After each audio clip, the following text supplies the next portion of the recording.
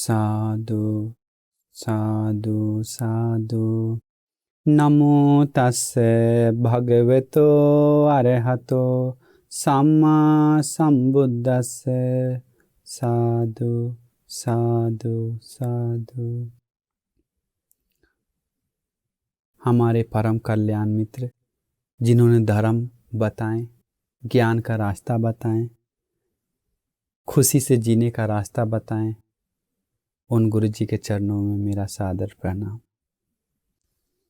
पुण्यवान उपासकों, आज आप सभी लोगों को सुनने लायक एक प्रवचन हम बताने जा रहे हैं।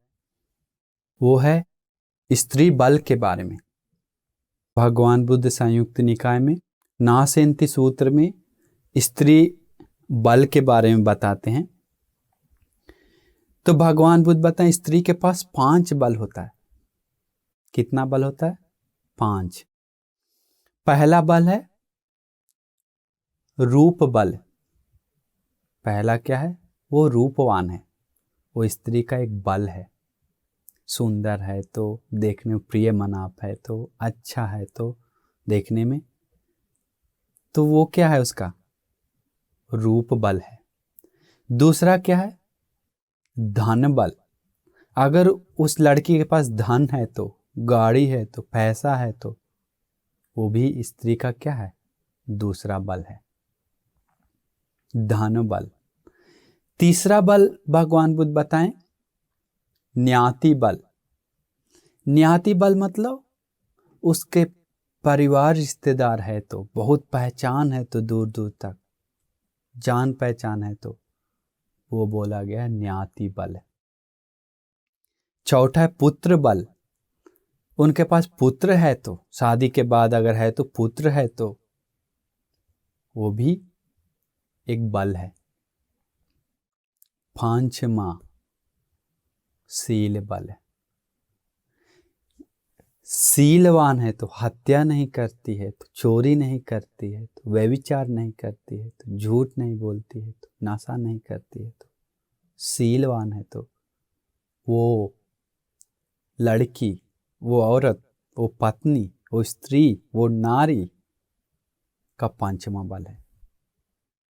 तो 5वां बल फिर से बताते हैं, रूप बल, धन बल, न्याति बल, पुत्र बल और शील बल।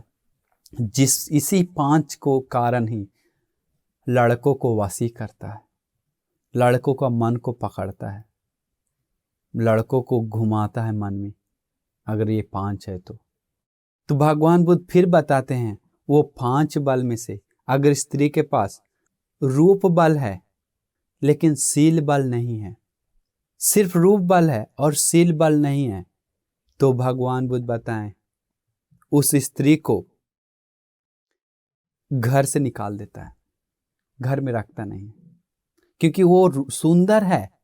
वो घर में शादी हो गया या घर का है, शादी होने के बाद सुंदर लड़की है, लेकिन उसके पास वो हत्या करती है तो, मर्डर केस है तो, चोरी करती है तो, लड़कों के पीछे लाइन लगा के जाती है तो उसके रूप का क्या करे?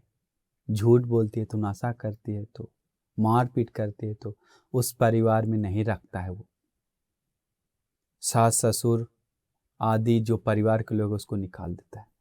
भगवान बुद्ध बताएं उस समय अगर उसका रूप बल भी है, धन बल भी है, लेकिन शील बल नहीं है, फिर भी भगवान बुद्ध बताएं उसको घर से निकाल देता है।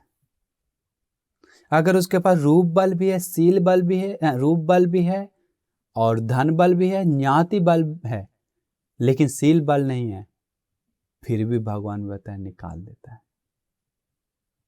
रखता नहीं, क्योंकि गलत काम करने वाली है, झूठ बोलने वाली है, नशा करने वाली है, मारपीट करने वाली है, मर्डर करने वाली है, चोरी करने वाली है, रखता नहीं है।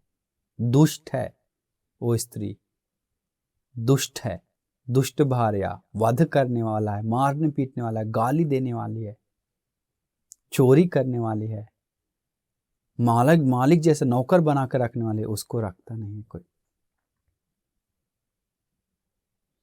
इसके बाद बताया उनके पास, लड़की के पास रूप बल भी है, धन बल भी है, ज्ञाति बल भी है, पुत्र बल भी है, लेकिन शील बल नहीं है।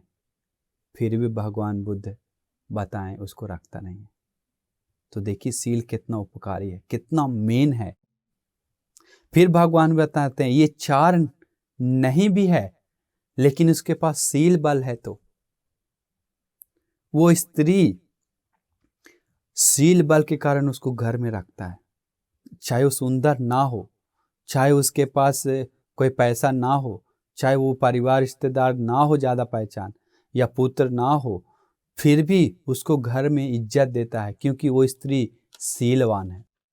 भगवान बुद्ध बताएं वैसे स्त्री शीलवान है, वो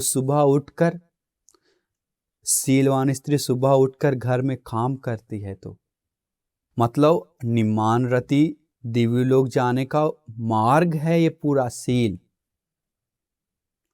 अनिरुद्ध आनंद बताते हैं एक दिव्य लोक में, मनापकाई दिव्य लोक में बहुत सुख है भगवान, उन लोग आकर एक एक रूप बदल के सुख से खुशी से रह रहे थे। क्या पुण्य करके गए उन लोग, बताएं भगवान बुद्ध। उन लोग जहाँ शादी हुआ तो वहाँ शील पालन करके रहा, मतलब वहाँ शील पालन करने सबसे पहले सुबह उठा, इस लोक और परलोक दोनों के लिए ख्याल किया। इष्टलोक सही से नहीं किया तो परलोक नहीं कर सकता।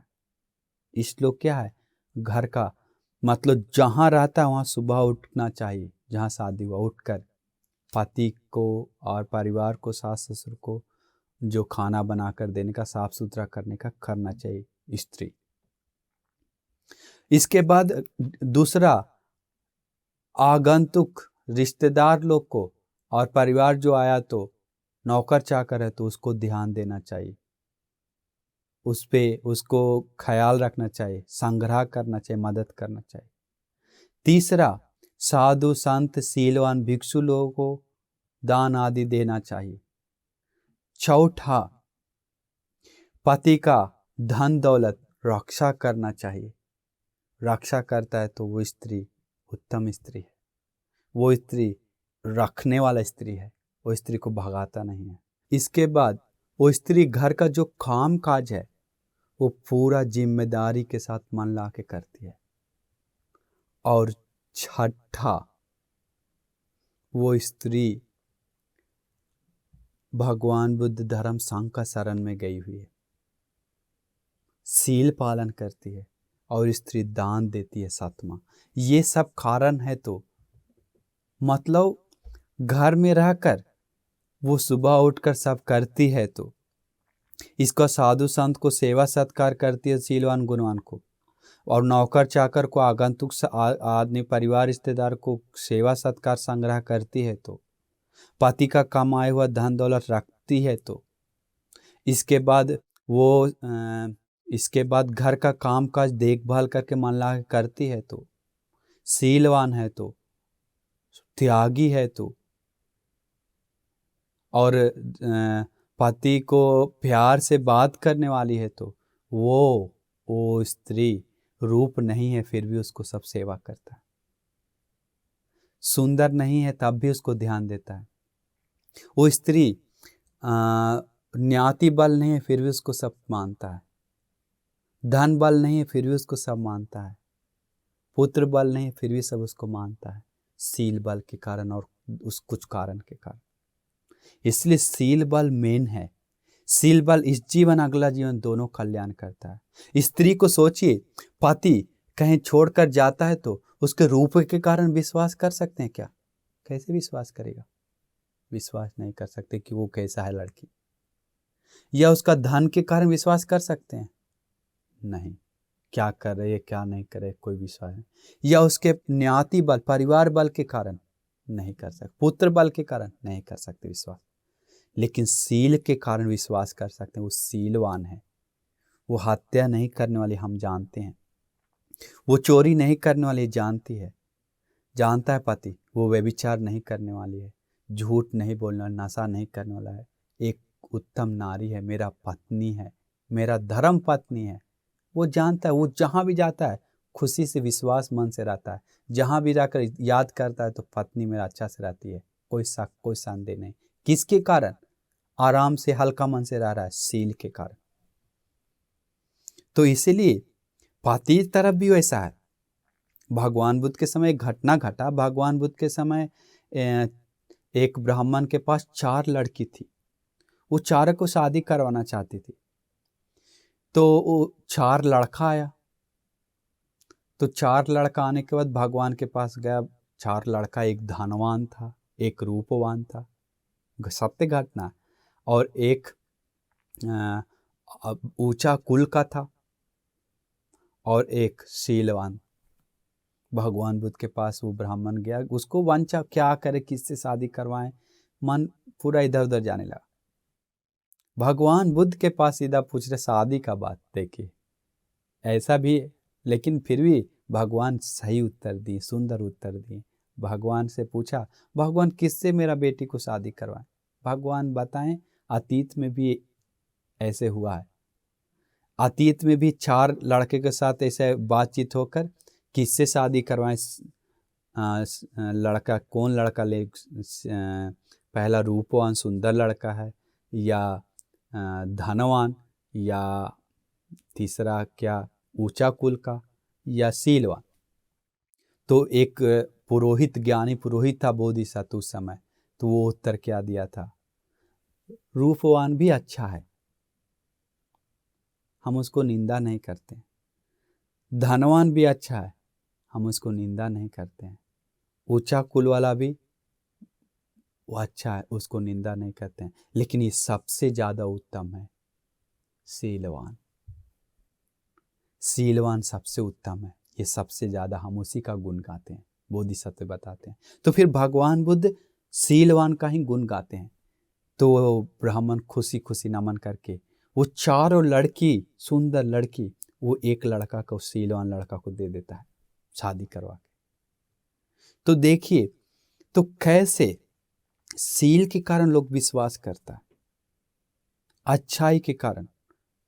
अभी कहीं शादी टूट रहा है तो, कहीं प्रॉब्लम जुड़ रहा है तो, डिवोर्स हो रहा है तो अनिवार्य वहाँ सील का प्रॉब्लम है।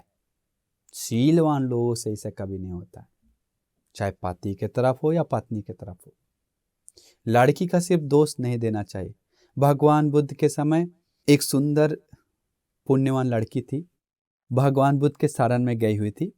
वो उपासिका बहुत सुंदर थी और बहुत शांत चित्त का और शीलवान थी।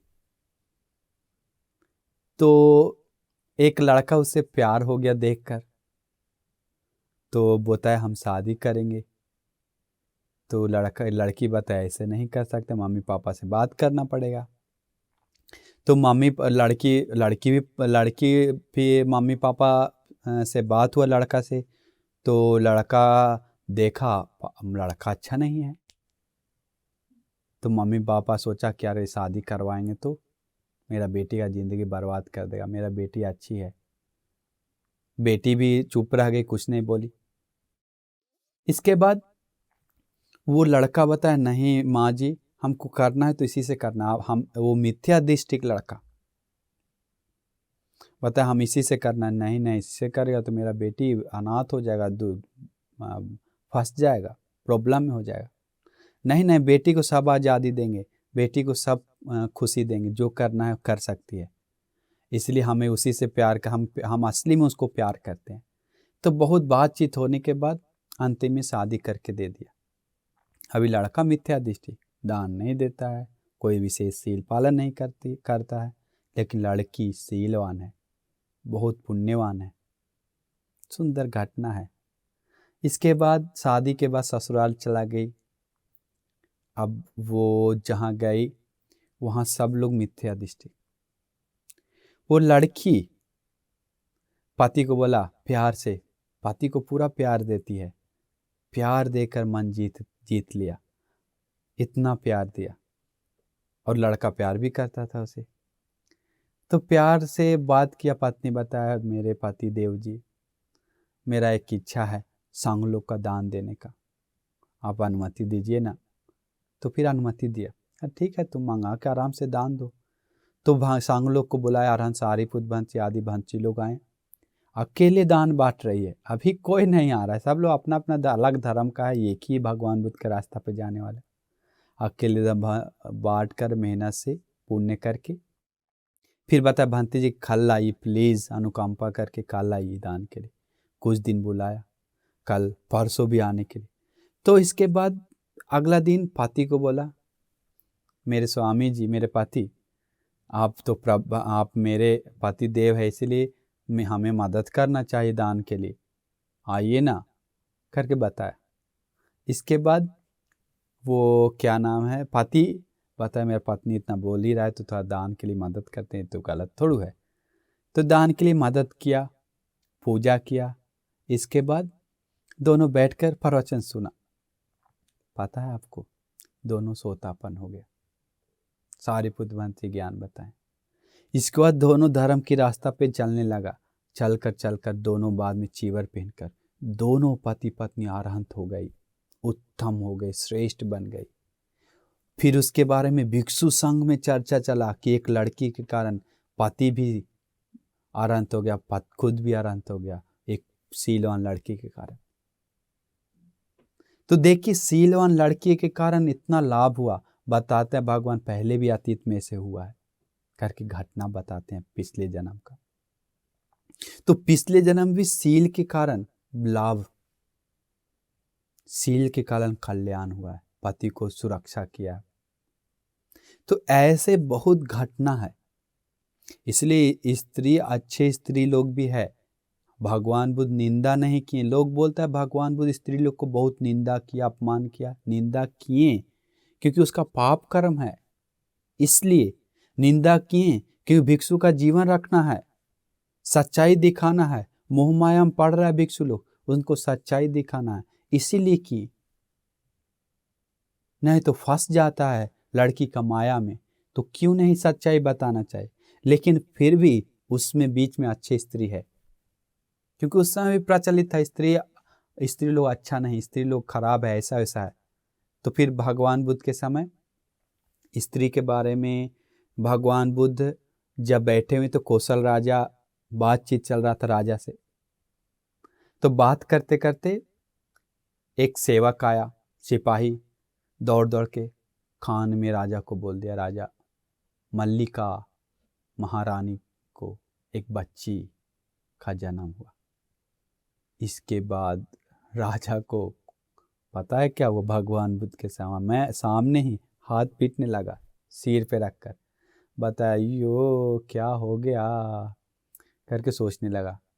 ये बरस छी करके सोचा बेटी आ गया, हम सोचे तो बेटा होगा, ये करके पूरा अभी टेंशन में। भगवान बुद्ध को घटना बता दिया उसी समय। भगवान बुद्ध, हाँ राजन दुख मत होइए, दुख मत होइए, इस पुत्री का जन्म हुआ, दुख मत होइए। क्योंकि कोई स्त्री है बहुत श्रेष्ठ है, बहुत उत्तम है, बहुत महान है, बहुत शीलवान है। कोई स्त्री है बहुत गुणवान है, बहुत पुण्यवान है। कोई स्त्री है, भगवान बुद्ध का वाणी है, कोई स्त्री है माँ पिता जी को भगवान जैसा मान के सेवा करने वाला, पतिव्रता सुरक्षा करने वाला, और अपने में धर्म रास्ता पे जाने वाला स्त्री है, पुण्यवान श्रेष्ठ स्त्री। ये बुद्ध भगवान बताएं कौशल राजा को। इसलिए ऐसे मत सोचिए कोई वो स्त्री, वैसे स्त्री अगर है तो शीलवान गुणवान श्रेष्ठ स्त्री, माँ पिताजी को सेवा करने वाला है, वैसे स्त्री कहीं कुल में शादी हुआ तो वैसे स्त्री का पुत्र जो जन्म लेता है बहुत ज्ञानी होता है, राजा को भी उपदेश देने वाला होता है, वीर होता है। तो देखिए बुद्धवाणी है संयुक्त निकाय में, कौशल संयुक्त। तो आप सोचना चाहिए।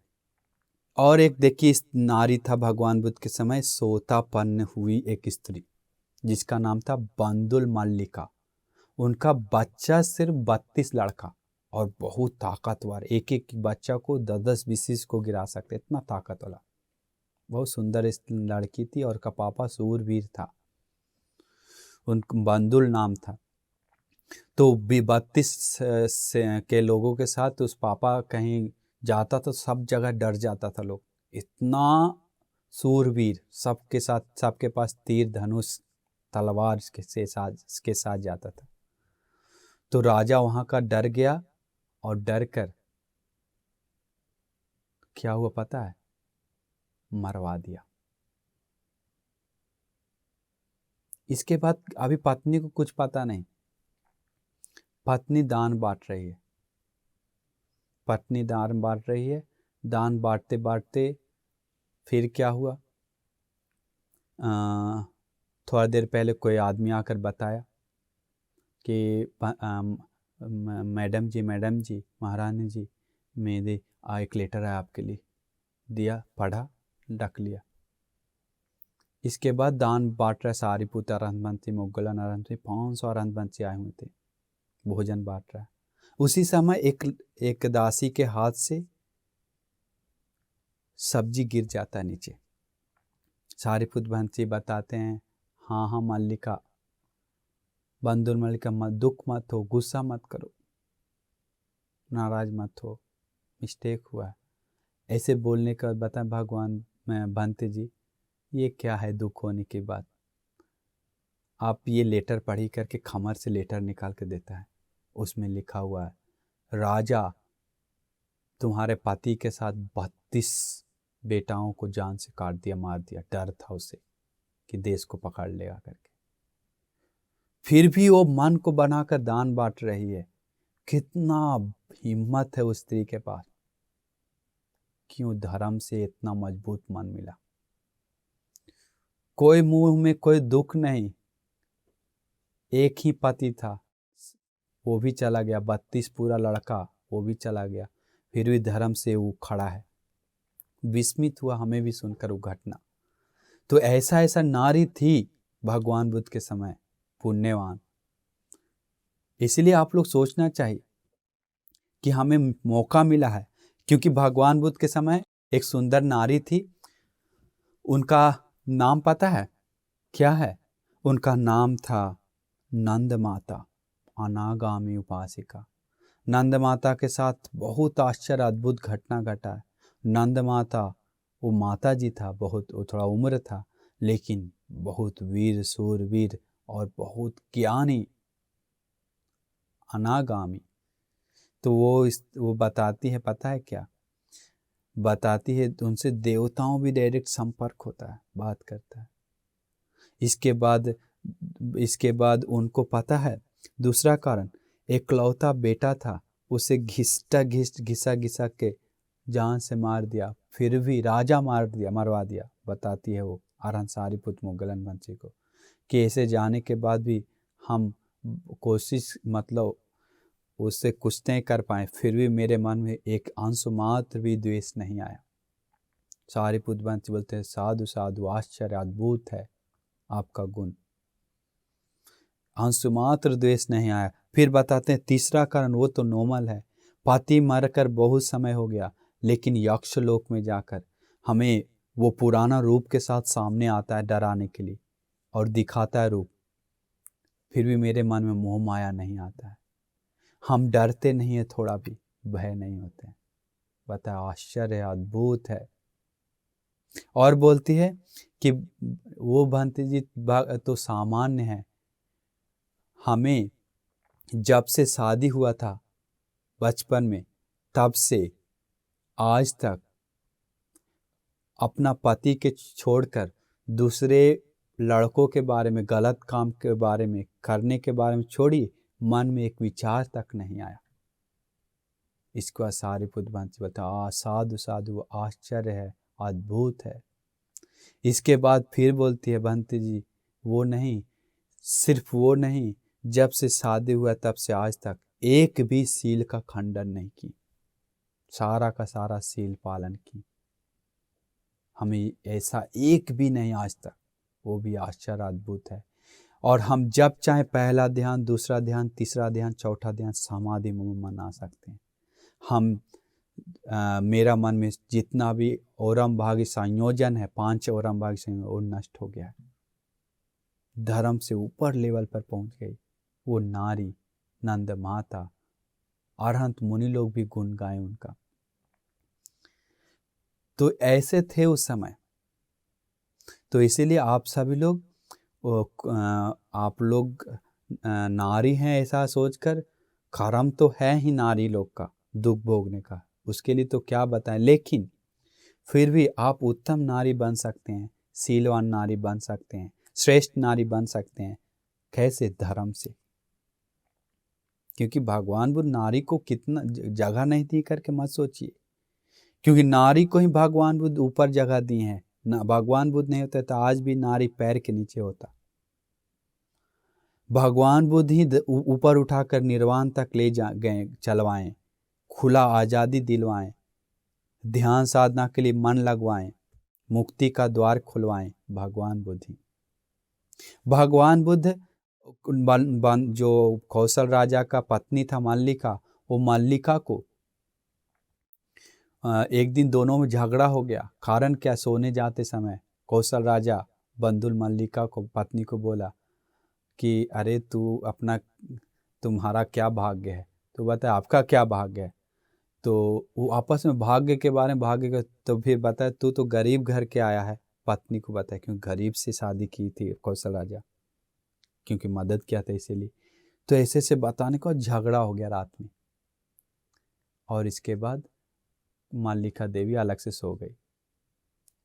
इसके बाद अगला दिन बाद जब भगवान बुद्ध भोजन के लिए आए कौशल राजा के यहाँ, तो सिर्फ राजा बांटने के लिए आया, मल्लिका देवी नहीं आई।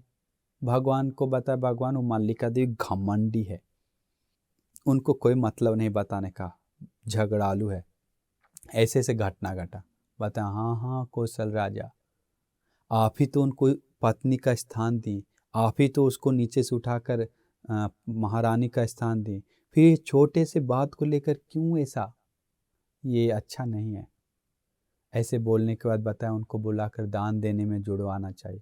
बुलाकर धर्म बताए, दोनों आपस में माफ़ी मांग कर फिर धर्म की रास्ता पे गया। तो ऐसे बहुत घटना है जो धर्म की रास्ता पे स्त्री लोग जाकर अपने को श्रेष्ठ बनाया, अपने को उत्तम बनाया। तो अभी समझ गए होंगे। तो कारण क्या है? उत्तम बनाने का एक ही कारण है, वो है शील। एक ही कारण है, वो है ध्यान। एक ही कारण है, वो है प्रज्ञा को बढ़ाना, दान देना, अपने को धर्म की रास्ता पर। नहीं तो किसी भी कारण से स्त्री उत्तम नहीं बन सकता है। स्त्री नीच हो जाता है। इज्जत मिलता है तो शील के कारण, समाधि के कारण, प्रज्ञा के कारण। तो स्त्री लोग अपने को इज्जत कमाना है, तो दुखों से मुक्त होना है, तो दुख से बाहर निकलना है, तो मन को शुद्ध करना है, तो उत्तम निर्वाण पाना है, तो करना क्या है? ये भगवान बुद्ध का रास्ता को चुनना है, उस पे चलना है, और मन को सहन करते हुए, मन को शांत करते हुए रास्ता को संपूर्ण करना है। इसलिए आप सभी लोग हमेशा सोचना चाहिए, ये रूप बल आपको सुकून नहीं देगा, शांति नहीं देगा, आध्यात्मिक सुख नहीं देगा। ये न्याति बल आपको आध्यात्मिक सुख नहीं देगा, परिवार बल। ये धन बल आपको आध्यात्मिक सुख नहीं देगा, ये पुत्र बल आध्यात्मिक सुख नहीं देगा। लेकिन शील बल आध्यात्मिक सुख देगा। धर्म से समाधि बल आध्यात्मिक, प्रज्ञा बल आध्यात्मिक सुख देगा। इसलिए आध्यात्मिक सुख को इज्जत दीजिए। आप रूप के कारण घमंड हो रहे हैं तो आज ही छोड़ दीजिए। धन के कारण, वस्तु के कारण, परिवार के कारण घमंड हो रहे हैं तो वो नीच है। शील के कारण घमंड हो रहा है तो वो मूर्ख है, क्योंकि शील उसको उत्तम बनाने से घमंड होकर वो उत्तम से कमजोर कर रहा है। इसलिए शील पालन करके शांत से, खुशी से रहने के लिए आप सभी लोग को भाग्य मिल जाए करके हम आशीर्वाद करते हैं। नमो बुद्धाय।